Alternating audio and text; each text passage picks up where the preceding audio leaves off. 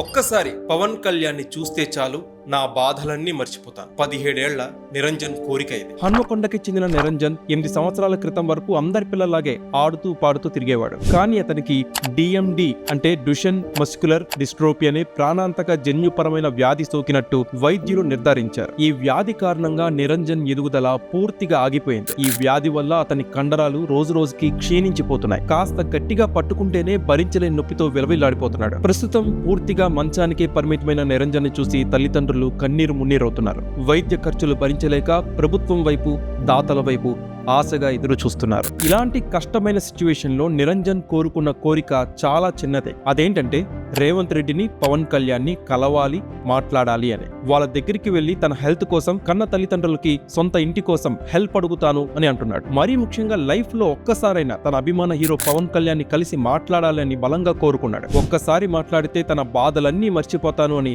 ఆశాభావంగా చెప్పాడు. ఈ మాట విన్న వెంటనే డిప్యూటీ సీఎం హోదాలో ఎన్నో బాధ్యతలు నెత్తిన మోస్తున్న పవన్ కళ్యాణ్ అన్ని పనులు పక్కన పెట్టి నేరుగా వరంగల్ హన్మకొండలోని నిరంజన్ ఇంటికి వెళ్లారు. ఆ కుర్రోడి పక్కనే కూర్చొని చేయి పట్టుకొని ధైర్యం చెప్పారు. నిరంజన్ ఆరోగ్య పరిస్థితి గురించి ఆరా తీసిన పవన్ కళ్యాణ్ లైఫ్ లాంగ్ ఆ కుటుంబానికి అండగా ఉంటానని తల్లిదండ్రులకి భరోసా ఇచ్చాడు. ప్రస్తుత వైద్య ఖర్చుల నిమిత్తం ₹1,00,000 ఆర్థిక సహాయం అందజేశారు. అంతేకాదు పవన్ కళ్యాణ్ స్ఫూర్తితో బండ్ల గణేష్ కూడా ₹5 లక్షల నిరంజన్ ఫ్యామిలీకి ఆర్థిక సహాయం ప్రకటించాడు. ఇదంతా చూస్తుంటే 12 సంవత్సరాల క్రితం జరిగిన మరో సంఘటన గుర్తుకొస్తుంది. ఖమ్మంకి చెందిన శ్రీజ గుర్తుంది కదా. ఆమెకి చిన్నప్పుడే బ్రెయిన్ ట్యూమర్ వచ్చింది. ఆ అమ్మాయి చావు బతుకుల్లో ఉందని తెలిసిన పవన్ కళ్యాణ్ హుటాహుటిన షూటింగ్ ఆపేసి హాస్పిటల్ కి వెళ్లి ఆ అమ్మాయిని కలిశారు. ఆమెకి, ఆమె కుటుంబానికి ధైర్యం చెప్పారు, ఆర్థిక సహాయం అందజేశారు. 4 నెలల తర్వాత అదే శ్రీజ పూర్తిగా కోలుకుంది. ఇప్పుడు చక్కగా చదువుకుంటుంది. కోలుకున్న తర్వాత శ్రీజ ఫ్యామిలీ పవన్ కళ్యాణ్ ఇంటికి వెళ్లి కృతజ్ఞతలు కూడా తెలిపారు. పవన్ కళ్యాణ్ ని చాలా మంది సినిమా హీరోగా అభిమానిస్తారు, డిప్యూటీ సీఎం గా గౌరవిస్తారు. కానీ